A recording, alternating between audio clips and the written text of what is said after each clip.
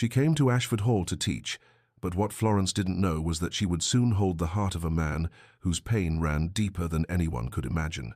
The Duke's silence shattered as he did the unimaginable. He begged her to never leave. But why? "Hello, lovely. If you're enjoying this romantic tale from the past, I'd be so grateful for a like or a subscribe. It helps me bring you more stories of love, longing, and history. And if you're up for it, tell me in the comments where you're watching from. I read every note, and it always brings a smile to my face."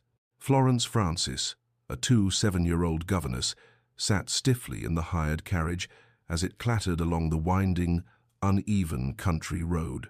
The wheels creaked, and the horses' hooves clipped against the cobblestones, each bump sending jolts of unease through her. She clutched the letter of employment in her lap with a mixture of anticipation and anxiety, her slender fingers smoothing over the creases of the paper as if to reassure herself that this new chapter in her life was real. The autumn winds of Derbyshire swept through the open window, carrying the scent of damp earth and fallen leaves. She looked out at the expansive hills, their soft curves dotted with the occasional stone cottage.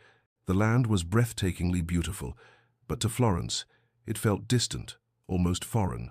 She had spent the last several years in the quiet countryside of Somerset, teaching at a small school. But now, a new life awaited her, in a grand estate far from everything she had known. The year was 1853, and Florence was about to begin a job that seemed full of promise, but was also fraught with uncertainty. The letter she had received from Duke Clement Alfred of Ashford Hall had been a strange one, brief, almost desperate, offering a generous salary for the role of governess to his daughter, Lady Isabel. Florence had accepted without hesitation, grateful for the opportunity after her previous position had ended under less than ideal circumstances. Her trunk, packed with only a few modest gowns and personal belongings, rested beside her on the seat, its weight a constant reminder of the life she was leaving behind. She swallowed the knot of apprehension that had settled in her throat as the carriage rolled closer to her destination. The estate of Ashford Hall loomed ahead, its silhouette rising against the cloudy sky. "Not much farther now, miss," the coachman called over his shoulder, his voice breaking into Florence's thoughts. "Ashford Hall lies just beyond that ridge." Florence nodded silently, her dark chestnut hair pulled back into a neat bun beneath her modest bonnet. Her green traveling dress, though well made, was a far cry from the fine gowns she had once dreamed of wearing. Her thoughts strayed briefly to the life she had left behind, the teaching position at the modest school she had once loved, the quiet existence that had given her a sense of purpose. She had never expected to be swept into the grand world of the aristocracy, much less to live within the imposing walls of a duke's manor. As the carriage crested the ridge, Florence's breath caught in her throat. Ashford Hall stood before her, a magnificent yet melancholy structure.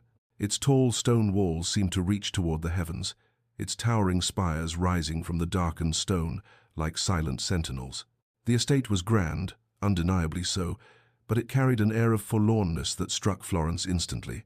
The windows of the manor were large, but seemed to stare out like sorrowful eyes, while the gardens surrounding the estate were wild and untended. The roses in the garden grew rampant, their bright blooms half hidden beneath overgrown ivy and weeds.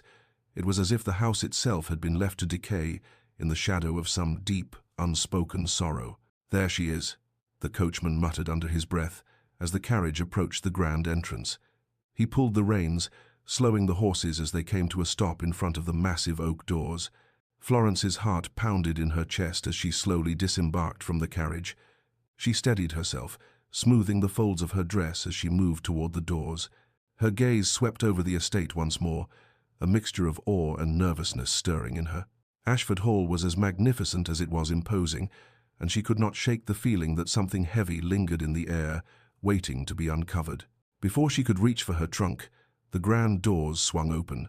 A severe-looking woman emerged, her grey hair tightly pulled into a bun, her posture straight as iron. She regarded Florence with a calculating eye before speaking in a tone that suggested little warmth.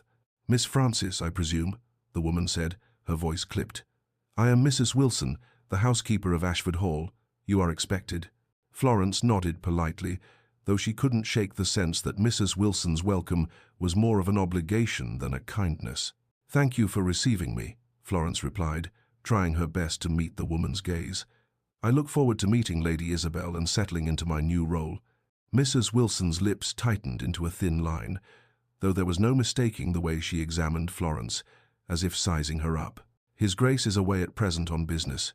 You will meet him upon his return in a week. In the meantime, you shall become acquainted with the child and your duties here." Florence followed Mrs. Wilson inside, noting the absence of warmth in the vast entrance hall. The high ceilings seemed to echo with emptiness, and though the room was furnished with rich antiques and ancestral portraits, it felt more like a museum than a home. The silence that hung in the air was oppressive, thick with unspoken history and unacknowledged grief. "The child takes her meals in the nursery," Mrs. Wilson continued, leading Florence up the grand staircase. "You will join her there. His Grace dines alone when in residence. And Miss Francis," she paused, her voice dropping slightly, "I must warn you, the previous governesses, none of them lasted long. The child has been difficult, and His Grace's emotional withdrawal has not helped." Florence's heart tightened at the implication, but she held her chin high. "I am not easily discouraged," she said softly, though her words felt fragile in the face of Mrs. Wilson's skepticism.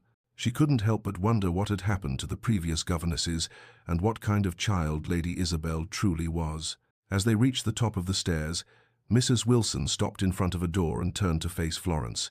"This will be your room," she said curtly, gesturing to a modest chamber with a small fireplace and a narrow bed.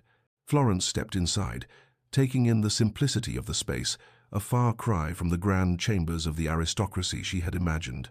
Still, it was a comfortable room, with a view of the untended rose garden below. After freshening up, Florence steeled herself for her first meeting with Lady Isabel. She had been hired to teach the child, yes, but more than that, she felt an undeniable pull to help heal what seemed to be a broken family. She had read the letter of employment carefully. There was more than just an educational role expected of her. She was here to help mend the hearts of both father and daughter, though she wondered if she was truly equipped for such a task. She made her way down the corridor to the nursery, where Mrs. Wilson had told her the child would be. The door was slightly ajar, and as Florence approached, she could hear the sound of raised voices, one adult voice attempting to restore order while a child cried in frustration. Florence paused for a moment before gently knocking. The scene that greeted her upon entering was one of chaos. Books and toys were scattered across the floor, and a young boy of about 8 was engaged in what appeared to be an impromptu fencing match with a fireplace poker, while his twin cheered him on. An older boy sat quietly in a corner, reading a book, seemingly indifferent to the chaos around him. In the corner, a little girl with honey-colored curls was cutting paper dolls with intense concentration, her small face scrunched in focus. The noise in the room came to an abrupt halt as all 4 children turned to assess Florence. Their gazes were critical, almost measuring, as if they were determining whether or not she was worthy of their time. "Good afternoon," Florence said softly but with quiet authority. "I am Miss Florence Francis, and I have the privilege of being your new governess." The eldest boy, a serious-looking child with dark brown hair and piercing blue eyes, stood slowly and approached her. He regarded her with a sharp gaze, his posture as stiff as the housekeeper's. "How long do you intend to stay, Miss Francis?" he asked bluntly. "The last governess, Miss Edwards, lasted only 2 months. She was unfit. She was." Florence met his challenging gaze, her heart pounding. "I intend to stay as long as I am needed, Master Clement," she said with a steady voice. "I am here to help you, and I believe we can learn from each other." The boy's expression softened, but only slightly. "Very well, Miss Francis. You may try." He stepped aside, allowing the other children to assess her in turn. Florence smiled warmly, feeling the first small breakthrough. "Shall we begin our lessons?" she asked gently. At that moment, the door to the nursery swung open, and a small figure stepped forward. It was Lady Isabel, the child whom Florence had come to teach. Her face, though pale, was strikingly beautiful. She resembled her mother in every way. But there was something haunting in her large, sorrowful eyes, and Florence could feel the weight of the grief she carried. Isabel's lips were pressed tightly together as she looked at Florence with an expression that seemed to say, "Prove yourself worthy." Florence's heart ached as she stepped toward the child. She had been hired to teach, yes, but more than that. She was here to help the little girl find joy again. She bent down to Isabel's eye level, her voice soft. "Good afternoon, Lady Isabel," she said with a smile. "Shall we have our first lesson together?" For the first time in 2 years, A flicker of curiosity crossed the young girl's face, and Florence knew that this was the beginning of something far deeper than mere instruction. Florence stood still for a moment after her introduction, her gaze lingering on Lady Isabel. The young girl was seated by the window, a faded book open in her lap, but her attention was far from the pages. The light from the afternoon sun bathed her in a soft glow, but it couldn't quite erase the shadows beneath her eyes. Isabel's delicate features were framed by a mass of golden curls, yet there was something in her expression, something distant, that made Florence's heart ache. Florence took a slow step forward, careful not to disturb the fragile silence that hung between them. The moment she crossed the threshold of the nursery, the atmosphere in the room seemed to shift, as though the air itself was charged with some heavy, unspoken sorrow. The children, all of whom had been watching her with varying degrees of curiosity and suspicion, turned their attention to their younger sister. Isabel, however, made no move to greet her, her lips pressed tight as she avoided Florence's gaze. Florence knelt in front of Isabel, positioning herself at the child's eye level. "Good afternoon, Lady Isabel," she said gently, her voice soft and warm. Isabel's eyes flickered, the faintest sign of acknowledgement, before she quickly lowered her gaze to the book in her hands. Florence smiled kindly, understanding that it would take more than just a few words to reach this little girl. She glanced up at the other children, who had been watching her closely. The eldest, a boy with serious brown eyes and the bearing of someone far older than his years, stepped forward and cleared his throat. "Miss Francis, I trust you will be effective with her," he said, his tone formal yet laden with a hint of skepticism. His gaze was sharp, as if he were already judging her, testing whether she could live up to the challenge. Florence smiled softly and nodded. "I intend to do my best, Master Clement," she replied, her voice filled with resolve. "Every child learns differently. I will take the time to understand Lady Isabel's needs and find the right way to connect with her." At her words, Clement, the younger twin, who had been holding an impromptu fencing match with a fireplace poker, paused and eyed Florence with interest. Frederick, the second twin, looked up from a pile of books with a mischievous glint in his eye but said nothing. The room settled into a quiet tension as the children observed their new governess. Florence's focus returned to Isabel. Gently, she reached for the book in the girl's hands, her fingers brushing the soft cover. "May I?" she asked, her tone so soft it was nearly a whisper. Isabel didn't answer, but she allowed Florence to take the book. The cover was worn, the edges frayed, and the pages seemed to have been thumbed through countless times. Florence opened it carefully and read aloud, "The Adventures of Robin Hood," her voice lilting as she began the first line. Isabel's gaze flickered briefly to the words on the page, but there was no smile, no expression of recognition. Florence paused, waiting for a response. When none came, she closed the book gently and placed it on the small table beside them. "Perhaps we could find something new for you to read, Lady Isabel," she suggested. "Something that might capture your interest." Isabel looked up for the first time since Florence had entered the room. Her eyes were large and full of quiet sadness, and for a brief moment, Florence thought she caught a glimmer of something else, something like a plea. But it was gone in an instant, replaced by the same guarded, distant expression. Florence's heart tightened with empathy. She had seen this before. The coldness in the child's eyes was a reflection of something deeper, something that had been broken. But how could she fix it? How could she reach a heart so closed off from the world? Before she could ask another question, the door to the nursery opened with a soft creak, and a tall figure stepped inside. Florence's gaze shifted to the doorway, her breath catching in her throat. Duke Clement Alfred stood in the threshold, his posture rigid and formal. He was a striking figure, tall, broad-shouldered, and dressed in a dark, tailored suit that contrasted with the warmth of the room. His dark brown hair was neatly combed, and his face, though handsome, was set in a cold, impenetrable expression. The room grew even quieter at his entrance, and for a moment Florence wondered if she had somehow misstepped. But the Duke's presence felt like a wall unreachable and unyielding. He turned his gaze to Isabel, who was still sitting with her book, her back straight but her expression unreadable. "Lady Isabel," the Duke said, his voice deep but distant, as though he were addressing a stranger. "I trust you are behaving yourself?" Isabel didn't respond. She didn't even look up at him. Florence felt the chill in the room deepen. It was clear that there was no warmth in their relationship. The Duke's words were not spoken with affection or tenderness, but with a formality that felt distant and almost mechanical. Florence noticed how Isabel flinched ever so slightly at the sound of her father's voice, as though she had become accustomed to his coldness.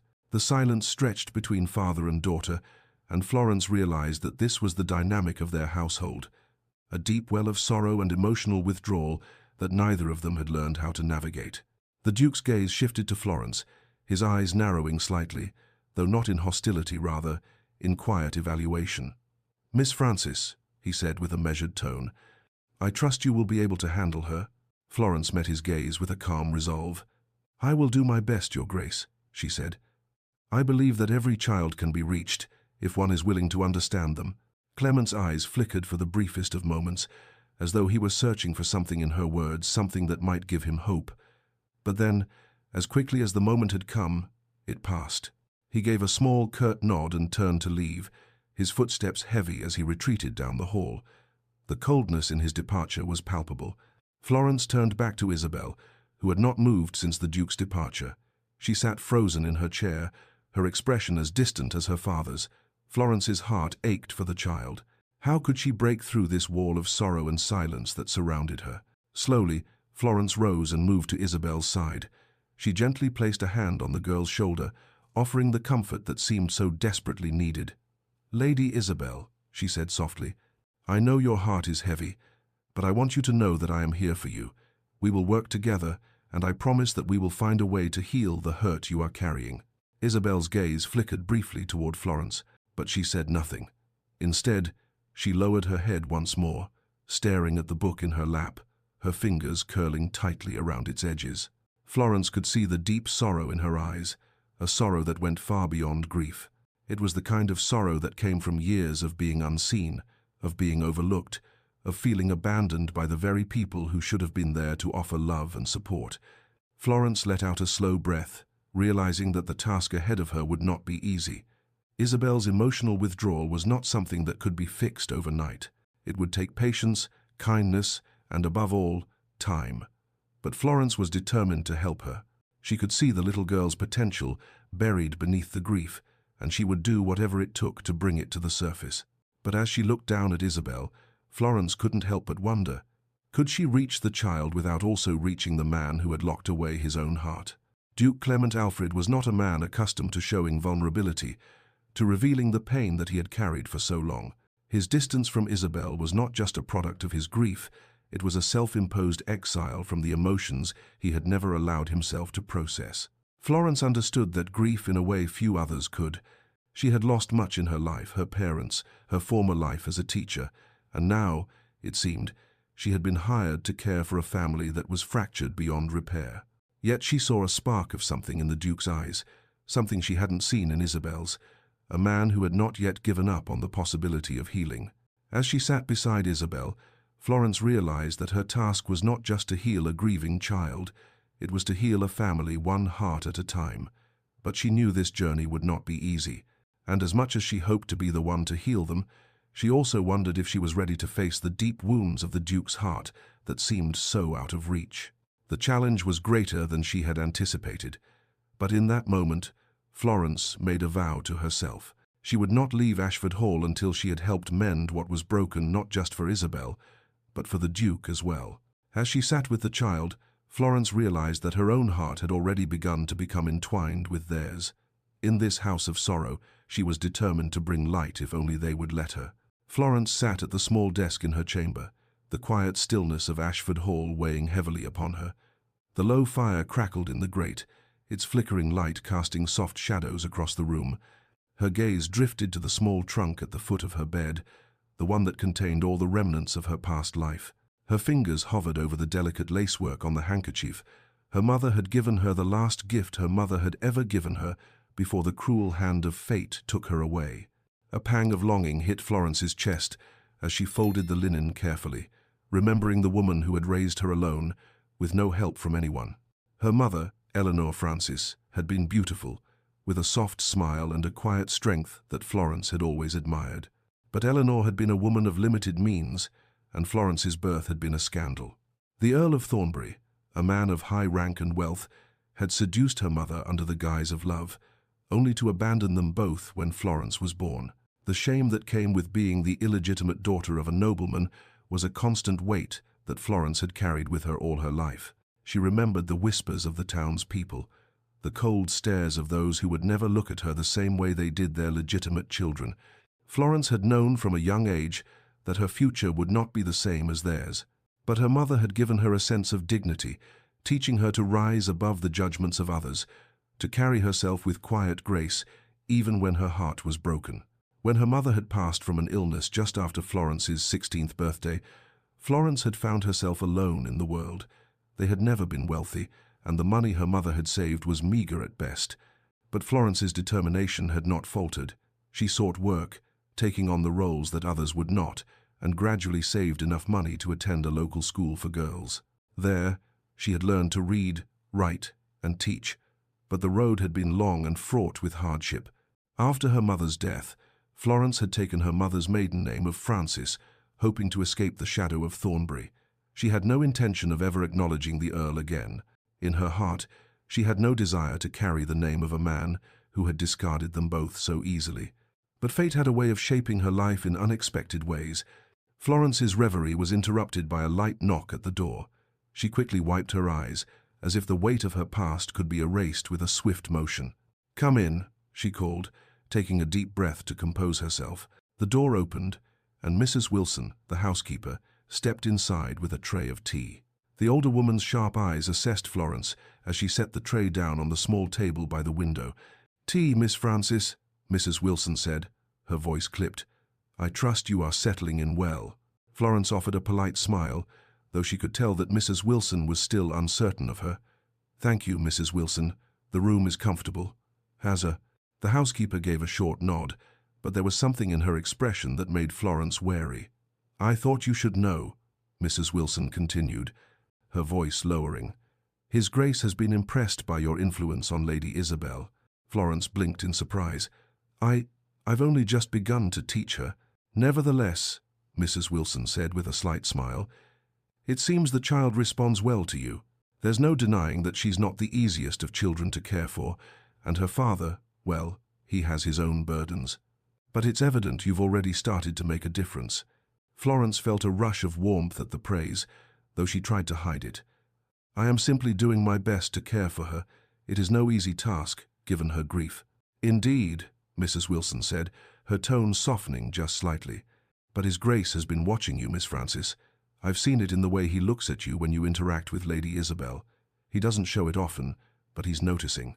Florence's heart gave a sharp jolt at the mention of the Duke. She had not thought much about the Duke's reaction to her presence in the household, other than the fact that he was distant and formal. Clement Alfred, the Duke, had seemed like a man who carried the weight of the world on his shoulders, a man whose grief and sorrow were buried too deep to be reached. She had seen the way his eyes softened when he watched her with Isabel, but it was always brief, gone in the blink of an eye, like something he could never allow himself to feel. "I'm not sure I understand," Florence said quietly, her hands smoothing the delicate lace of her dress as she tried to mask her discomfort. "His Grace has been kind, but I have seen little indication of anything beyond formality." Mrs. Wilson's expression was unreadable. "He is a man of great restraint, Miss Francis. But his eyes, they are not as cold as they seem. Just wait and see." Florence nodded but said nothing more. She had seen enough of the Duke to know that there was a deep, unspoken sorrow behind his eyes. But could anyone reach him? She had come to teach Isabel, yes, but she had also come to heal. The child's grief mirrored her own in many ways, and the Duke's distance mirrored the way Florence had felt in her own life, alone, abandoned, and struggling to cope. The next day, Florence found herself walking along the long corridor of Ashford Hall, the weight of the Duke's words from the night before echoing in her mind. He had been distant, yes, but something had shifted when they spoke about Isabel. She had noticed the way his eyes lingered on her, almost as if he were searching for something in her. She felt the weight of that gaze. Yet it was not uncomfortable. It was almost as if he, too, was searching for answers. She had expected him to remain aloof, to continue to keep his distance. After all, it was clear that his grief had created an impenetrable wall around him, one that would take more than a governess to breach. But as she passed the study that day, she caught sight of the Duke standing by the window, his back to her. His figure was broad and imposing, his posture straight and regal. Florence hesitated for a moment before gathering her courage. "Your Grace?" she called softly. He turned, and she was caught off guard by the intensity in his gaze. It was the first time he had truly looked at her since her arrival, and she could see the weight of his emotions behind those deep-set eyes. "Miss Francis," he said, his voice soft but firm, "I trust Lady Isabel is doing well." Florence nodded, feeling an unexpected warmth at the mention of the child. "Yes, Your Grace. We've made some progress. She's still reserved, but I believe she's beginning to open up." "I've noticed," the Duke said, his lips pressing together as he stared at her for a moment longer than was strictly necessary. There was something in the way he looked at her that made Florence's heart flutter unexpectedly. She had never seen him this vulnerable, never seen him let down his guard, even for a moment. "I must admit," he said after a moment, "I did not expect to find someone so capable in such a short time." Florence's breath caught in her throat. "I am only doing what I can, Your Grace," she replied, her voice steady despite the racing of her heart. "Lady Isabel's well-being is my utmost concern." He studied her for a long moment, and Florence could feel the invisible tension between them.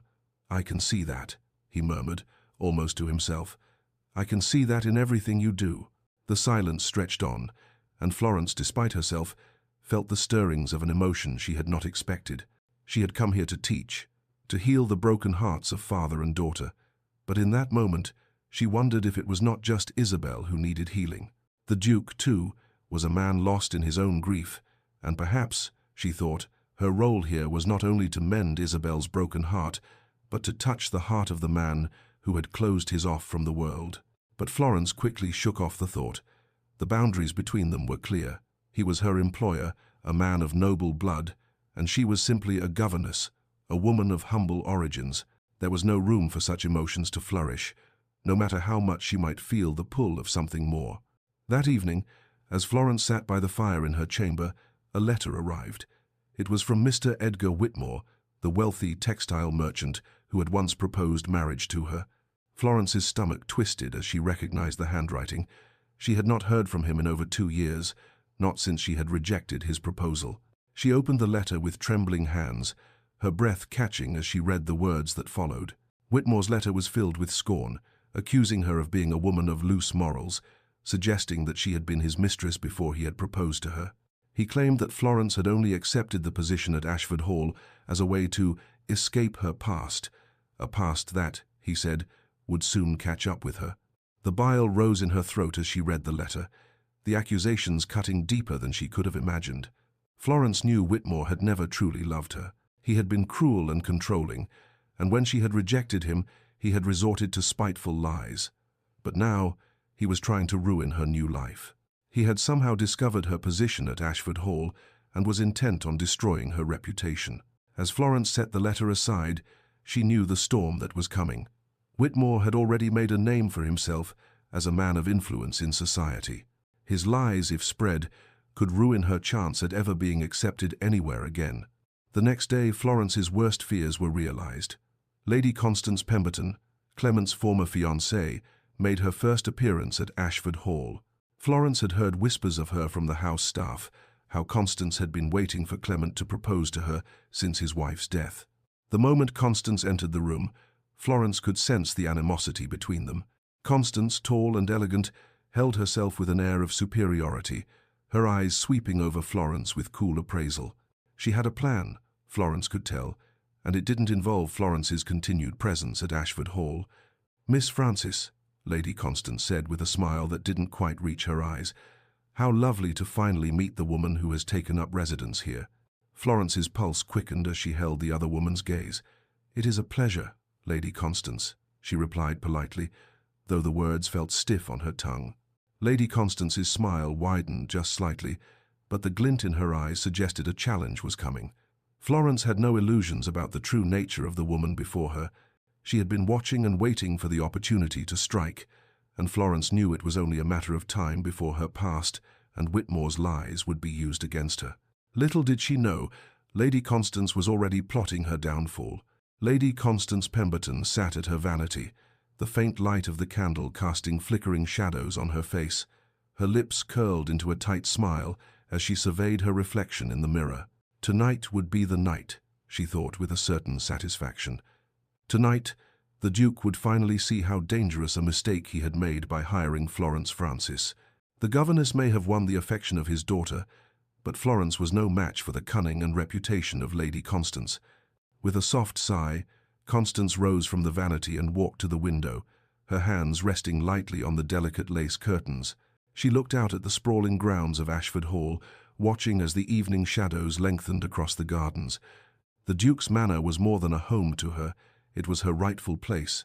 She had waited patiently for Clement to come to his senses, to realize that she was the woman he needed by his side. His late wife's memory had faded enough by now, yet, despite her intentions and her steadfast patience, another woman had come into their lives, a woman whose past was far from spotless. Florence Francis, the naive governess who had charmed the Duke and his daughter, was standing in the way of her future. Florence had dared to take the place that Lady Constance believed was hers by right, and now, with Mr. Edgar Whitmore's letter of accusation in her hands, Constance knew it was time to destroy Florence's reputation, once and for all. She had been patient, but patience had its limits. Lady Constance had no intention of confronting Florence directly. No, that would be far too obvious. Instead, she had enlisted the help of a more subtle instrument, Mr. Sinclair, a private investigator with the connections and the discretion necessary to dig into Florence's past. Constance knew how to play the game of high society, where a whisper could ruin a woman's life, and she had no qualms about using whatever tools were necessary to ensure her victory. She had first hired Mr. Sinclair weeks ago, before Florence had even arrived at Ashford Hall. The investigator was thorough, leaving no stone unturned as he traced Florence's lineage back to her mother, Eleanor Francis. It hadn't taken long for Sinclair to uncover the truth.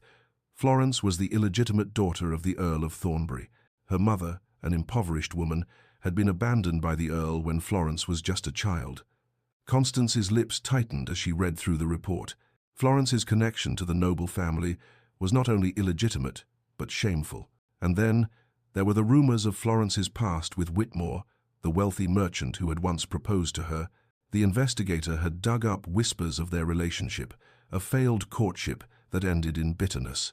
Whitmore, furious at being rejected, had spread damaging rumors about Florence. His accusations of loose morals were well known, and Constance knew that if she timed it correctly, these revelations could ruin Florence in one fell swoop. With a sense of malicious satisfaction, Constance made her plans. At tonight's dinner party, she would reveal Florence's past to the entire household. The Duke would be forced to confront the scandal that was growing around his new governess.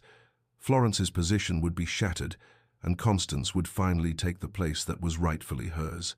The grand dining room of Ashford Hall was filled with the soft murmur of conversation and the clinking of fine china as the dinner party progressed. The guests, many of whom were influential members of society, seemed unaware of the storm that was about to break over them. Lady Constance, seated at the Duke's right hand, played her part perfectly, speaking with the utmost civility while her mind churned with anticipation. Florence, dressed in a simple yet elegant gown of soft lavender, stood at the far end of the room, serving the guests with the quiet grace that had won her the affection of Lady Isabel, and it seemed the Duke as well. Her presence, though humble, seemed to fill the room with a quiet dignity, but it wasn't enough, not for Constance. As the meal continued, Constance exchanged a look with Mr. Sinclair, who had been standing near the door for the better part of the evening. He nodded ever so slightly, signaling that the moment had come. Constance rose gracefully from her seat, a cold smile playing on her lips. The entire room seemed to fall silent as she addressed the gathering. "Forgive me for interrupting," she said with a tone that was sweet, but edged with something darker. "But there is something of great concern that I believe you all should know." Florence's heart skipped a beat as she glanced nervously toward the head of the table. The Duke, who had been speaking to a nearby guest, suddenly stilled. The room fell into an uncomfortable silence, the guests looking at Constance with curiosity. "I have recently been informed of certain details about Miss Francis's past," Constance continued, her voice smooth and controlled. She made no effort to glance at Florence, but instead focused all of her attention on the Duke. "It seems that Miss Francis's family history is not as respectable as it might appear. It has come to light that she is, in fact, the illegitimate daughter of the Earl of Thornbury." There was a sudden collective gasp from the guests. Florence's blood ran cold, and she fought to keep her composure as the whispers started. Constance's eyes shone with triumph as she continued.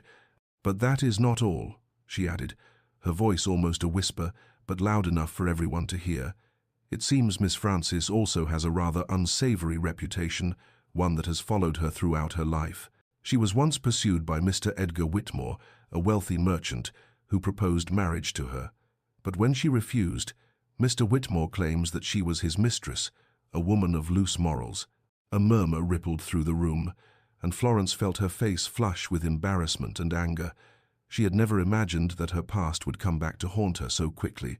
The accusations were lies that Whitmore had spread to get back at her for rejecting him. But in this moment, Constance's words had the power to ruin everything she had worked for. The Duke's face had gone pale, and he looked between Florence and Constance, his expression one of disbelief and confusion.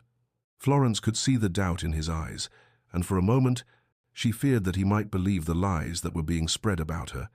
But before she could say anything, the room grew silent as the Duke stood up, his chair scraping across the marble floor. "Enough," Clement said, his voice firm but strained. "This is not the time nor the place for such gossip." But Constance wasn't finished. She had already planted the seed of doubt, and she would not let it go without fully making her case. "But, Your Grace, the truth cannot be ignored. Miss Frances's past—" "I said enough, Constance," the Duke interrupted, his voice colder now. He turned to Florence, his gaze searching her face. "Is this true, Miss Frances?" Florence felt a lump form in her throat, but she forced herself to meet the Duke's gaze. "No, Your Grace," she said firmly, though her voice trembled slightly. "It is not true. The rumors that Mr. Whitmore has spread are false. I had no relations with him. He is simply angry that I rejected him." The Duke's eyes softened for a brief moment, but he quickly masked the emotion. He turned away from her and walked to the window, staring out into the night. Florence could feel the weight of his silence, the burden of his judgment pressing down on her. Later that night, after the guests had left, the Duke called Florence into his study. The fire crackled softly in the hearth, casting a warm glow across the room, but the Duke's demeanor was anything but warm. He stood by the window, his back to her, his posture rigid. "Miss Frances," he began, his voice strained, "I need to know the truth. Is what Constance said true? Are you really the daughter of the Earl of Thornbury?" Florence swallowed the lump in her throat, feeling the weight of his scrutiny. "It's true that I am the daughter of Earl Thornbury," she said quietly, "but I am not ashamed of that. I've worked hard to make my own way, to build a life separate from him. And as for Mr. Whitmore, I have already told you he lies. I never had an affair with him. He is simply angry that I rejected him." The Duke's silence stretched between them, the weight of his internal conflict clear. He had heard the rumors, and now he was unsure what to believe. The elegant facade of Ashford Hall seemed to crumble as the air grew heavier with the unspoken tension. "You must understand," the Duke said, his voice quiet but strained. "This is not simply a matter of your reputation. It's about my daughter, my family. I cannot afford to have such a scandal surrounding us." Florence's heart sank. "Your Grace, I would never do anything to harm you or your family. I only want to help Isabel, to see her smile again." The Duke turned sharply, his eyes narrowing. "You think this is about Isabel?" he asked, his voice rising. "I hired you to teach her, yes. But this," he gestured toward the door, toward the scandal that had been brought into their lives. "This is about far more than just Isabel." Florence stood her ground, though every word felt like a dagger. "I understand the weight of your concerns, Your Grace," she said, her voice steady despite the turmoil within her. "But I will not leave. I have given my word to your daughter, and I will not break it, no matter what rumors are spread about me." The Duke's words lingered in the air, a heavy silence descending between them. Florence knew that she had no choice but to leave. The Duke had made his decision, and she had no place here in the face of the scandal that had been brought to light. But as she prepared to leave the next morning, her heart ached. She had come to care for Lady Isabel, to believe that, perhaps, she could make a difference in the broken family. Yet the very person who had seemed so close, so reachable, was now distant, cold, just like everyone else in her life. In the quiet of her room, as she packed her meager belongings, she wondered if she had ever truly belonged anywhere. The sun had barely risen, casting a soft golden light through the heavy curtains of the Duke's study when the news arrived. Florence, still in her simple morning gown, was reading in the nursery when Mrs. Pembroke hurried into the room, her face pale and tight with concern. "Miss Frances," she gasped, catching her breath. "Lady Isabel, she's very ill." Florence's heart skipped a beat. "What do you mean?" she asked, her voice a little more frantic than she intended. "Fever, miss," Mrs. Pembroke explained, wringing her hands. "The poor child has been burning with it since the night before, and now she can barely breathe. The doctor has been called." Florence's chest tightened with an unexplainable fear. Isabel, though quiet and reserved, had been a fragile flower in many ways, and this fever seemed to have come on too suddenly, too violently. "Where is she now?" "The nursery. I've tried to comfort her, but—" Mrs. Pembroke's voice trailed off in a way that suggested she knew there was little that could be done. Florence wasted no time. She quickly turned, making her way toward the nursery with quick but steady steps, her heart pounding in her chest. She had seen the child's illness progress in a way that was too familiar, too terrifying. Florence had lost her mother to an illness when she was young, and the memory of helplessly watching someone she loved slip away was still a fresh wound in her heart. The nursery door was ajar, and Florence slipped inside without a sound. Lady Isabel lay in her bed, her small frame twisted and flushed with fever. Her once vibrant curls were matted to her forehead with sweat, and her breathing came in shallow, painful gasps. Mrs. Pembroke hovered at the foot of the bed, wringing her hands in distress. The nursemaid's usual plump figure was gone, replaced by an uncharacteristic thinness as worry etched her face. Isabel's pale cheeks were damp with perspiration, and her lips were barely parted as she whispered something incoherent under her breath. Florence's heart clenched at the sight. Without a second thought, she moved to Isabel's side. Kneeling beside the child's bed, Florence reached out to smooth the hair from Isabel's forehead, her touch gentle and soothing. "Isabel," she whispered softly, her voice trembling slightly with fear. "It's me, Florence. You're going to be all right. Endeavory." Isabel's feverish eyes fluttered open, just for a moment, and their gaze met. A flicker of recognition passed between them, but Isabel could not speak. She only gave a weak, pitiful moan in response. Florence rose quickly, her heart racing. "I'll fetch the doctor," she said to Mrs. Pembroke, but the nursemaid shook her head. "I already sent for him, miss," Mrs. Pembroke replied. "But it's bad, worse than I've ever seen. The doctor said if the fever doesn't break soon, it could be diphtheria. He's afraid for her." The word hit Florence like a physical blow. Diphtheria was a cruel disease, and its toll on children was often unforgiving. The fear in Mrs. Pembroke's voice was something Florence knew all too well, and the panic began to surge through her own veins. "I won't leave her," Florence said suddenly, her resolve hardening. She turned to the nursemaid, who was staring at her in wide-eyed astonishment. "I'll stay by her side. I don't care about the risk. I'll care for her myself." Mrs. Pembroke hesitated, her lips trembling as she seemed to debate something. "But miss, the doctor said it's contagious. You can't." "I don't care," Florence interrupted firmly, her voice soft yet filled with the quiet determination of a woman who had long learned how to fight for those she loved. "She needs someone. I won't leave her alone." The next few days became a blur of fevered sweat and long, restless nights. Florence stayed at Isabel's side, administering medicine when the doctor arrived, and doing everything she could to comfort the child. The fever never seemed to break, rising and falling in violent waves, and Isabel grew weaker with each passing hour. Florence refused to leave her post beside the child's bed, even when Mrs. Pembroke begged her to rest. She wiped Isabel's brow with cool cloths, tried to coax her into drinking water, and kept her calm when the child's breath grew ragged. Florence's hands, usually soft and delicate from years of teaching, were now rough from constant tending to Isabel, but she didn't mind. She would sacrifice whatever it took. Isabel was too young, too precious to lose. Clement watched from the doorway the first night Florence stayed by Isabel's side. He had paced in his study for hours, unsure of what to do, feeling powerless in the face of his daughter's suffering. The doctor had given his prognosis grim but not entirely hopeless, but Clement found it hard to focus on the words. He only knew one thing. Isabel was slipping away from him, and he couldn't bear the thought. He had heard the soft murmur of Florence's voice as she comforted Isabel, but he hadn't stepped inside. His heart wrenched at the sight of her there. By his daughter's side, her brow furrowed in concentration and worry as she held Isabel's fragile form. Florence's selflessness stunned him.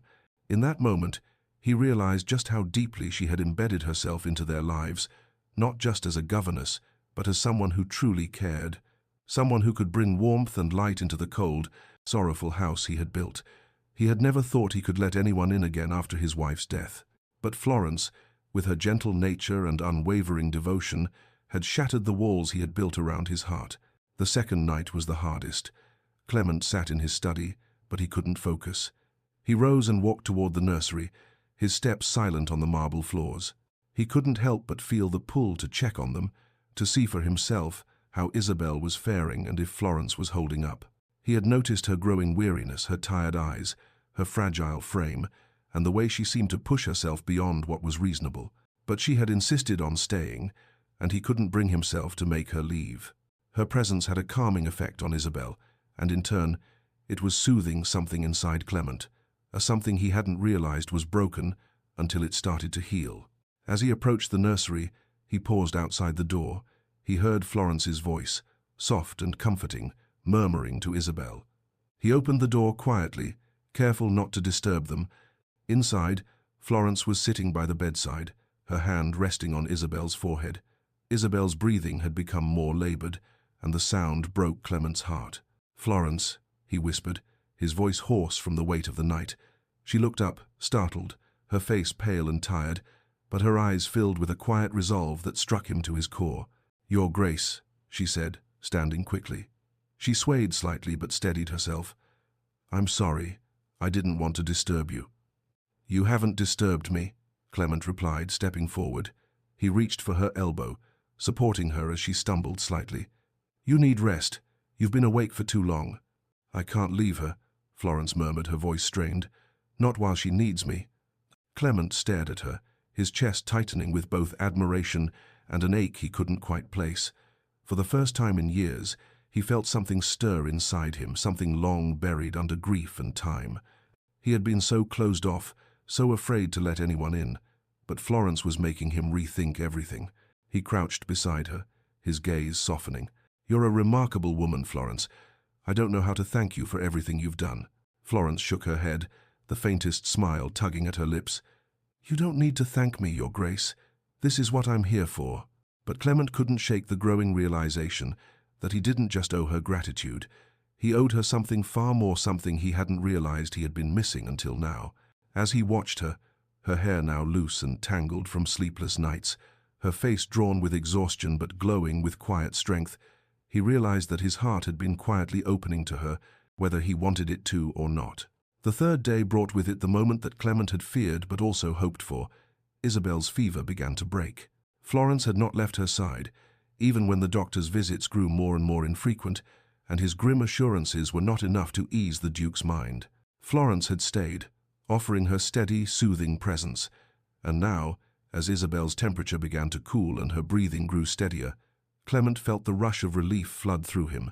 But as he entered the nursery and saw Florence slumped in a chair, her head resting against the side of the bed, he realized how much of a toll it had taken on her. Her eyes were closed, and her face was pale and drained of energy. She had collapsed from exhaustion, unable to keep going any longer. Without thinking, Clement walked toward her, gently lifting her into his arms. She stirred in his hold, her eyes fluttering open. "Florence," he murmured, his voice softer than he intended, "you've done enough." She looked up at him, her face streaked with tear stains. "Isabel, she's going to be all right, isn't she?" she asked, her voice weak, but filled with the smallest trace of hope. "She's going to be fine," Clement replied, his heart swelling with gratitude. He had never known how much he had come to depend on Florence until now. She had saved his daughter, and in doing so, she had begun to heal something within him that he hadn't even known needed healing. He carried her to a guest room, laying her gently on the bed. As she drifted off into a much-needed sleep, Clement stood by her side for a long time, watching over her with a mixture of awe and something deeper, something he had not allowed himself to feel for years. For the first time in a long time, Clement allowed himself to feel the weight of his emotions. The walls he had so carefully built around his heart were beginning to crumble, and it was Florence, this quiet, unassuming woman, who had done what no one else had managed. she had made him feel again. And he knew, in that moment, that nothing would ever be the same again. The soft crackle of the fire was the only sound in the room as Florence's eyes fluttered open. The heavy curtains were drawn back slightly, allowing the early morning light to filter into the room in gentle golden streams. She squinted against the brightness, her head aching from days of exhaustion, and for a moment she couldn't remember where she was. But then it all came rushing back, the fevered nights spent by Isabel's side, the constant worry, the long hours without rest. Florence had not slept more than a few hours at a time for days, but she had never once considered leaving Isabel alone. When she finally turned her head, the sight that greeted her took her breath away. Duke Clement Alfred was sitting beside her, on a chair near her bed, his head bowed in quiet contemplation. His strong hands were resting on his knees, but it was the look on his face that caught Florence's attention. It was the look of a man torn between his duty, his grief, and the unspoken emotions that had begun to surface in the days since Isabel's illness. Florence blinked slowly, her voice weak but still steady. "Your Grace." Clement's gaze snapped to hers, his deep-set eyes filled with a vulnerability she had never seen before. "Florence," he said softly, his voice rough with emotion. He reached for her hand, his touch warm and firm as he cupped it in his own. "You've done something for me that no one else could have. You saved Isabel's life, and in doing so, you've healed something in me I thought was beyond saving." Florence's breath caught, but she said nothing. His words, his sincere gratitude made her heart swell, but they also stirred something else within her. She had known Clement only as the distant Duke, a man burdened by sorrow, incapable of moving past the death of his wife. But now, as she lay before him, weary but alive, Florence saw a side of him she had never imagined. A man who was finally beginning to let go of his grief, a man willing to confront the possibility of loving again. For a long moment, neither spoke.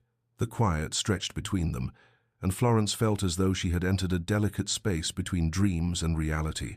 She could still feel the weight of her exhaustion pressing on her eyelids, but she couldn't tear her gaze away from the Duke. Finally, Clement broke the silence. "I thought I could never love again, Florence," he said quietly, his voice unsteady. "After Caroline's death, I built a wall around my heart, convinced that I would never feel anything for anyone again. I thought I had lost the capacity to love." Florence's throat tightened, and she could feel the pain in his words. She had known grief in her life, though it had been a quieter kind of sorrow. But she could understand how a loss like his could feel like a death of its own. "I was wrong," Clement continued, his eyes meeting hers with an intensity that seemed to reach into her very soul. "I was waiting for you, Florence. You came into my life, and I realized that love is not something you can simply shut away. You've brought something back into my world that I thought was gone forever: hope. You've given Isabel that hope, and you've given me a chance to be the man I once was. I don't know how to thank you for that." "I see that either even." Florence felt a lump rise in her throat, but her voice came out soft and uncertain. "I never expected," she trailed off, her words faltering in the face of the depth of his confession. What could she say to that? How could she possibly respond to such raw honesty, especially when her heart was already tangled with her own feelings for him? Clement moved closer to the bed, his hand still holding hers. "Florence," he said, his voice now low, the weight of his decision clear in his eyes. "I want to spend the rest of my life with you. I don't just want you to be the governess to my daughter. I want you to be a part of this family. I want you to be the woman I share my life with." His words echoed through her, a slow, steady thrum of emotion that seemed to fill the room. Her breath hitched in her throat as she realized what he was asking. He wasn't just offering her a life as a companion. He was offering her something deeper, a life together, as partners in every sense of the word. Florence began, her voice shaky as the magnitude of his proposal hit her. "I don't know what to say." "You don't need to say anything," Clement replied, his voice a quiet murmur. "I know what I'm asking, and I know the risks. Society will never accept it, but I don't care about that anymore. I care about you. I care about what you've brought to my life, to Isabel's life, and I want you to be a part of it forever." Florence felt her heart swell with a mixture of disbelief and joy. He was asking her to be his wife. She had come here to care for his daughter, to teach her and guide her through her grief, but now, unexpectedly, Clement had shown her that their connection went far beyond that of a governess and an employer. Before she could say anything, the door to the study creaked open, and Mrs. Wilson entered, her expression stiff but courteous. She took one look at the scene in front of her, the Duke kneeling at Florence's bedside, and her lips pressed into a thin line, though she said nothing.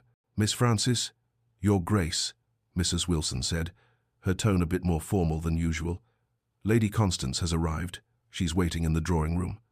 Clement straightened at once, releasing Florence's hand reluctantly, though his gaze lingered on her a moment longer than necessary. "Of course," he said, his voice now distant and cold. He stood up, moving toward the door with purpose. "I'll attend to her. We'll speak more later, Florence." But before he could leave, Florence called out softly, her voice trembling with emotion. "Clement," she said, and he turned back to her, his expression a mixture of confusion and hope. "Yes? I accept," she whispered, her voice barely audible but filled with a warmth that she could no longer contain. "I will marry you. I'll be the mother of your children." Clement's eyes widened with something akin to disbelief, and for a moment he stood frozen, as though he had not expected her to say yes. But then a radiant smile broke across his face, his features softening with a joy he hadn't felt in years. "Thank you," he said, his voice thick with emotion. He stepped toward her once again, bending down to press a gentle kiss to her forehead. "You've made me the happiest man in England, Florence." Later that evening, Clement stood before the grand mirror in the drawing room, his hands resting on the polished surface of the mantelpiece. Lady Constance sat on the other side of the room, her sharp eyes studying him, waiting for him to acknowledge her presence. "I assume you have something to say, Constance," Clement said coldly, not bothering to meet her gaze. He could feel the weight of the decision that had already been made, and he knew what was coming. "You've made your choice, I see," Lady Constance said, her voice tinged with a mixture of disdain and disbelief. "But you do realize what this means, don't you, Clement? The scandal will be unforgivable. She's not even of noble birth, and now you'll marry her. This will ruin everything you've worked for." Clement turned to face her now, his expression hardening. "You're right, Constance. It will ruin everything, but I don't care anymore." His voice was calm, but the finality in his words was unmistakable. "Florence is the woman I love, and I will marry her, regardless of what society thinks. You can do as you please, but I will not stand for anyone tarnishing her name. No one will speak ill of her in my house. And if they do, they will be barred from my company forever." Lady Constance's face blanched with fury, and she stood up abruptly, her elegant gown rustling as she moved to the door. "You'll regret this," she spat, her voice filled with venom. "Mark my words, Clement, you've made a terrible mistake." Before Clement could reply, the door slammed shut behind her, leaving him standing alone in the room, a sense of calm washing over him. He had made his choice, and there was no turning back. The next morning, after the confrontation with Lady Constance, Clement found himself walking down the long corridor toward the nursery. He had promised Florence that he would be there for Isabel, that he would be the father she needed. He had realized, in his heart, that Isabel had been waiting for him to return to her, to let go of the past and embrace her as his daughter. When he entered the nursery, Isabel was sitting up in bed, a slight flush of color returning to her cheeks. Florence sat beside her, holding Isabel's hand and gently talking to her. As Clement approached, Isabel's eyes met his, and for the first time in 2 years, a smile appeared on her lips, a tentative but real smile. "Papa," Isabel whispered, her voice soft but clear. "You're here." Clement's heart swelled with emotion as he knelt beside her. "I'm here, Isabel," he said, his voice thick with unshed tears. "I'm here, and I'm not going anywhere." Isabel reached out and took his hand, squeezing it tightly. "Mama says you love me." Clement's gaze flickered toward Florence, who was watching them both with a soft smile. His heart filled with gratitude, and he knew, without a doubt, that this was the family he had been waiting for. Later that afternoon, Clement took Florence by the hand and led her to the garden. The sun was setting, casting a warm glow over the restored rose bushes and the freshly trimmed hedges. It was here, in the quiet of the garden, that Clement made his final declaration. "I will marry you, Florence," he said, his voice firm with conviction. "Not for duty, not for society, but because I love you. You've brought my family back together. You've healed Isabel, and you've healed me. I cannot imagine my life without you." Florence's eyes filled with tears as she gazed at him, overwhelmed by the depth of his words. "I love you too, Clement. I've always loved you." And in that moment, with the sun setting behind them, Clement knew that no matter the challenges they would face them together as a family. Weeks had passed since Clement and Florence had finally confessed their feelings to one another, and the transformation in Ashford Hall was undeniable. The once somber and oppressive atmosphere that had hung like a dark cloud over the house had gradually shifted, replaced by an air of warmth and tenderness. Florence's presence, gentle and steady, had brought a light into the halls of the manor that had been missing for far too long. Isabel, who had once been a quiet and withdrawn child, was beginning to flourish under Florence's care. The girl's smiles had become more frequent, her laughter more spontaneous. She had started playing with other children, something she had not done in years. And even Clement, though still carrying the weight of his grief, had allowed himself to be more present, more engaged in the lives of his children.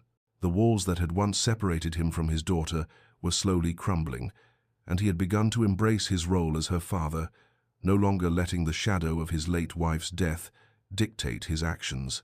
Florence, with her patience and unwavering support, had helped him reconnect with his family in a way he hadn't thought possible. But despite the growing sense of peace, there were still moments when Clement felt the weight of his past pressing down on him. He couldn't escape the lingering guilt that haunted him, guilt for not being there when his wife needed him, guilt for not fully seeing the pain his daughter had endured after her mother's death. He had buried those feelings deep inside, not daring to confront them. But now, with Florence by his side, those emotions began to surface. One afternoon, after Isabel had gone to her art lesson, Clement found himself drawn to the garden. The sunlight filtered through the trees, casting long shadows over the stone pathways and the neatly trimmed hedges. It was a quiet, peaceful place, a place where he had spent many hours with his late wife. Caroline had always loved the garden. She had tended to the roses with great care, and it was there that she had spent the final days of her life, watching the flowers bloom while the fever took hold of her. It had been her sanctuary, and now it was his. Clement stood in the center of the garden, his gaze falling on the rose bushes that Caroline had so lovingly cultivated. The scent of the flowers was faint, but it stirred something in him, something he hadn't allowed himself to feel in years. It was a mix of grief and longing, the kind of emotion that seemed too much to bear. He didn't hear Florence approach, but the soft rustle of the grass beneath her feet alerted him to her presence. She stepped up beside him, her gaze following his, her hand finding his in a quiet gesture of comfort. "Clement," Florence said gently, her voice a soothing balm to his troubled soul. "What's on your mind?"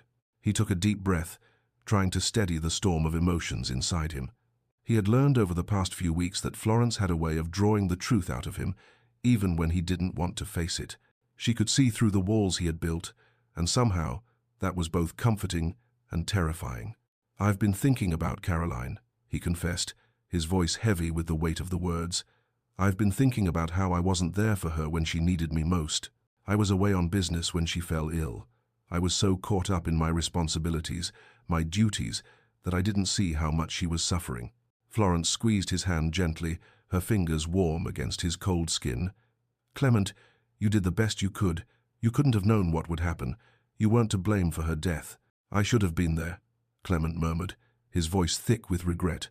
"I should have been with her. I promised I would always protect her, but I failed." "I failed?" Florence took a step closer, her gaze fixed on him with quiet understanding. "You were not responsible for what happened, Clement. Grief has a way of making us blame ourselves for things that were beyond our control. But you are not alone in this. You have Isabel. You have me." Clement's heart tightened at her words, but he didn't pull away. Instead, he found comfort in the way she stood beside him, offering him her quiet strength. It was a strength he had come to rely on, even when he didn't understand how he could accept it. "I've spent so many years hiding from my own feelings," Clement said, his voice softening. "I thought that if I buried them deep enough, I wouldn't have to face the pain. But it's been there, festering inside me, and I didn't know how to deal with it. But you." He paused, taking a deep breath. "You've made me see that it's not about running away from the past. It's about learning to live with it, to move forward." Florence turned to face him fully now, her hand still holding his. "And you are moving forward, Clement, one step at a time. Isabel needs you, and so do I. We can't change the past, but we can create a future together." a future where we learn to live fully again. Clement nodded, his gaze softening as he looked into her eyes. For the first time in years he felt as though he could breathe again. The weight of his grief was still there, but with Florence by his side, it felt lighter. She had given him the gift of hope, the hope that perhaps he could find happiness again, despite the scars of the past. The following afternoon, as Clement watched from the doorway, he saw Florence sitting beside Isabel at the small wooden table in the nursery, a sketchbook open between them.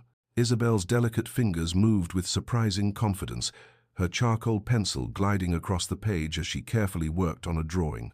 Florence, ever the patient teacher, watched over her with gentle encouragement. Isabel had made remarkable progress in her lessons with Florence, not just in academics, but in learning to express herself through art. Clement had been astounded by her newfound passion for drawing, something that had not been part of her life before Florence's arrival. Florence was speaking softly to Isabel, her words encouraging but light, when Clement stepped into the room, clearing his throat to announce his presence. "I hope I'm not interrupting," he said, his voice carrying a warmth he hadn't realized he had cultivated. Isabel looked up at him with wide eyes, her face lighting up with the first genuine smile he had seen in months. "Papa," she said softly, her voice shy but filled with joy. "Look, I've drawn Mama." Clement's heart skipped a beat. He walked over to Isabel's side, his gaze falling on the sketch she had created. It was a simple but poignant portrait of her mother, Caroline. The lines were soft but precise, and the resemblance to Caroline was unmistakable. It was a tribute to the woman they had both loved and lost. "That's beautiful, Isabel," Clement said, his voice thick with emotion. "Your mother would have been so proud of you." Isabel's smile widened, and Clement felt a pang of bittersweet sorrow. His daughter had been so closed off, so unreachable for so long. But now, with Florence's influence, she was slowly finding her voice again. She was healing, just as he was. Florence stood behind him, her hand resting gently on his shoulder, a silent support as they both admired Isabel's work. "You've done something extraordinary, Isabel," Florence said, her voice filled with pride. "This is your way of honoring your mother, and that's a beautiful thing." Isabel's eyes shone with pride, but there was something else in them now, a spark of hope, of understanding that she could carry on her mother's legacy even without her. Florence had taught her that she didn't have to forget the past to live in the present. She could hold on to the memories of her mother while continuing to grow and thrive. As the weeks passed, Clement found himself growing more and more comfortable in his new role as a father. He had always been present in a formal sense, but with Florence's guidance, he was learning to connect with Isabel in a way he had never imagined. He had begun to play with her, to encourage her interests, and to share moments of joy that he had thought were lost forever. He had spent so many years hiding behind his title, using it as a shield to protect himself from the pain of loss. But Florence had helped him rediscover the man he once was, the man who could love, who could laugh, who could be vulnerable. He had opened his heart to her in ways he hadn't thought possible, and in doing so, he had begun to heal. The transformation was evident not only in his relationship with Isabel, but also in his relationship with Florence. They spent more time together, talking about their dreams for the future, their hopes, and their fears. Clement had come to realize that Florence wasn't just a governess to him, she was his partner, his confidant, and most importantly, the woman he loved. And as he watched Isabel grow more confident, more joyful, he knew that Florence had done more for them than he could ever have imagined. She had not just taught Isabel, she had taught him how to be a father again. She had healed their family, one day at a time, and now he could see a future that was filled with love and possibility. The day came when Clement realized he had finally become the man he had always wanted to be, the father, the husband, the man who could love again. And as he stood beside Florence in the garden, with Isabel's laughter echoing through the air, he knew that together they could face whatever the future held. "Thank you," he said softly, his hand finding hers once more, "for everything." Florence smiled, her eyes warm with understanding. "You don't have to thank me, Clement. I'm just doing what any family would do for one another." And in that moment, as they stood together in the garden that had once been a place of grief, Clement knew that their family was whole again. The wounds of the past had begun to heal, and in their place there was only love, love that had been rediscovered, love that had blossomed once more in the warmth of the present. 1 year had passed, since Florence and Clement had exchanged vows beneath the warm glow of a quiet church, away from the pomp of the world's expectations. The summer sun bathed Ashford Hall in its gentle light as the estate flourished, much like the family that resided within its stone walls. The garden, which had once been a place of melancholy, was now alive with vibrant colors, roses climbing trellises, lavender swaying in the breeze, and the unmistakable scent of jasmine lingering in the air. The sound of laughter, once so rare within the halls of the Duke's home, echoed through the estate, filling the spaces with a warmth that only true healing could bring. Florence, now Duchess of Ashford, sat beneath the shade of a sprawling oak tree in the garden, cradling their newborn son in her arms. Her dress, a soft shade of green that complemented the lush surroundings, fluttered lightly in the breeze as she gently rocked her son, a peaceful smile playing on her lips. The baby, nestled in the crook of her arm, cooed softly, his small fingers grasping at the fabric of her gown as his tiny eyelids fluttered shut. Isabel, who had grown into a bright, curious girl over the past year, sat nearby on a blanket spread across the grass, her once pale cheeks now radiant with health. She was reading aloud from a book of poetry, her voice soft but clear, as her younger brother, who had just begun to toddle around the garden, sat beside her, watching her with wide, admiring eyes. It was a moment of perfect tranquility, a stark contrast to the household's once sorrowful existence. Clement stood just a few feet away, his gaze fixed on his family. His broad shoulders, once hunched under the weight of his grief, were now relaxed, his posture no longer stiff with the weight of the title he had inherited, but never truly embraced. He no longer carried the heavy mantle of the somber Duke. The joy in his heart had finally found a place to settle, and Florence, the woman who had entered his life as a governess to his daughter, had become the cornerstone of everything he had learned to cherish. His eyes traced the familiar, loving contours of Florence's face as she looked down at their son, her expression one of utter devotion. There was no mistaking the depth of the bond they shared. Florence had not only healed Isabel and brought light back into the Duke's darkened heart, but she had transformed the very essence of their family. With each passing day, Clement realized just how much he had taken for granted, the simple joys of family, of love, of being present. For the first time in years, he was at peace. He no longer saw his late wife's memory as a shadow that loomed over his every action. Caroline's presence, though still cherished in his heart, had faded into a place of fond remembrance. It was Florence who had become his present, his future. As Clement continued to watch, a deep sense of gratitude swelled within him. He had come to understand the true meaning of love not as a fleeting emotion, but as an active, ongoing force that required nurturing, vulnerability, and, most importantly, trust. Florence had trusted him with her heart, with her past, and she had given him the gift of her unwavering devotion. He had done the same, and together they had created something more beautiful than either of them had thought possible a family. Clement sat down on the grass beside Florence, his heart swelling with pride and contentment as he watched Isabel's eager face lit up by the sunlight. She had grown so much in the past year, her once shy demeanor had been replaced by the confidence of a child who had learned to trust again, a child who had finally found a place to call home. Florence shifted their son slightly in her arms, her gaze meeting his. "Do you see them, Clement?" she asked softly, her voice warm with emotion. "Isabel is radiant. Look at how happy she is. Look at how she's grown." Clement nodded, his heart swelling as he watched his daughter, her once distant eyes now alight with joy. Isabel had flourished under Florence's care, learning to love again after so much pain. Her creativity and warmth were no longer buried under layers of grief and loss. They were free to flourish, just as they should have been all along. "I see it," Clement said quietly, his voice thick with emotion. "I see everything. I never thought I would find peace again after losing Caroline. I thought I was destined to carry that weight forever." He paused, his gaze fixed on their son, now peacefully sleeping in Florence's arms. "But then you came into my life, Florence, and you brought something with you that I had forgotten: joy. You reminded me that life doesn't stop just because we lose something precious. It goes on. And with you by my side, I've learned to live again. I've learned to love again. Everyone save well. Everyone save well." Florence's smile was gentle, her hand brushing a lock of hair from her face. She leaned her head on his shoulder, her eyes warm with affection. "We've learned together, Clement. You've helped me heal too.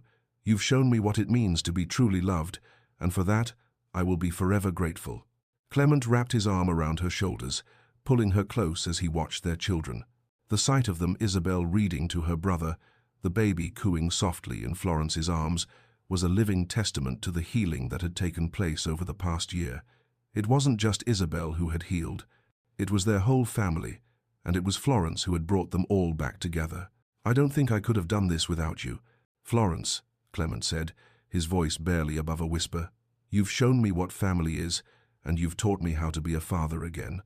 I've been blind to so much for so long, and I've been so afraid.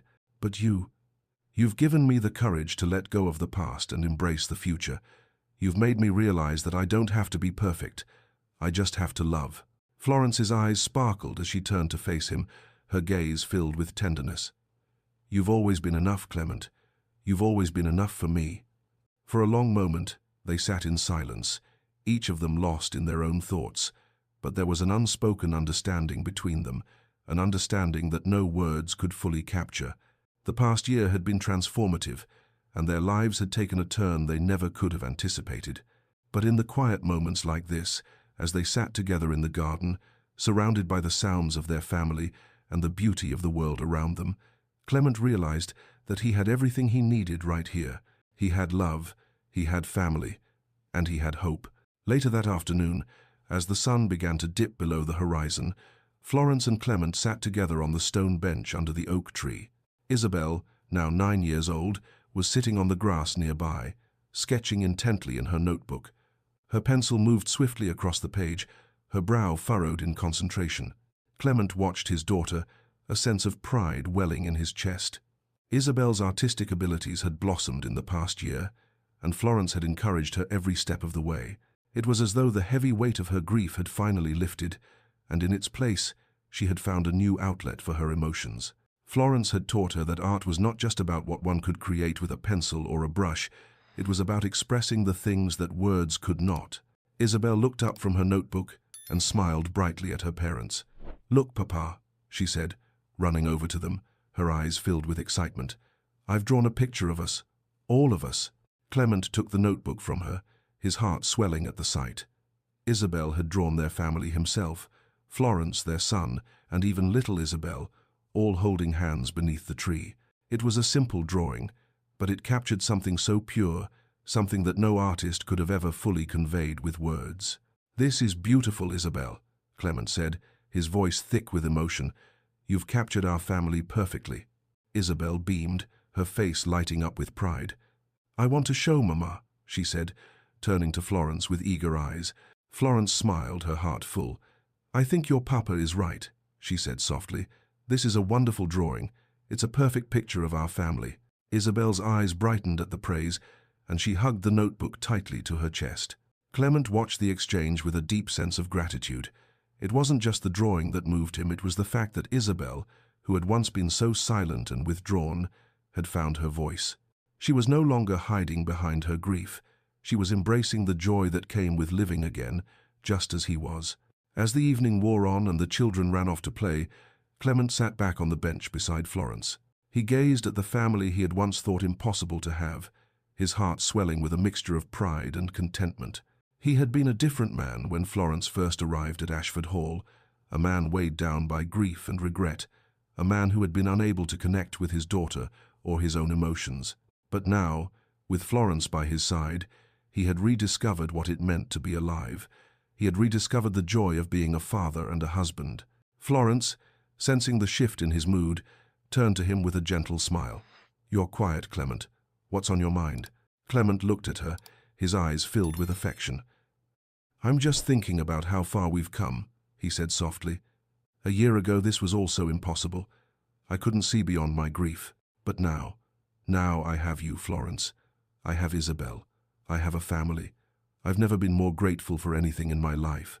Florence's smile deepened, and she reached out to take his hand. "We've both come a long way, Clement, and together we'll keep moving forward." Clement squeezed her hand gently, a quiet promise in his heart. "I will never take this for granted. I will never let go of what we've built." As they sat together under the oak tree, surrounded by their children, Clement finally understood what it meant to be whole again. He had hired Florence only to teach his daughter to read. Instead, she had taught them both to live again. If you enjoyed this heartfelt journey of love, healing, and family, don't forget to give this video a thumbs up and share it with someone who could use a little inspiration. Be sure to subscribe to our channel so you never miss a new story that'll tug at your heartstrings. And leave a comment below what part of this story touched you the most. We'd love to hear from you. Until next time, take care, and remember, sometimes the most unexpected people change our lives forever.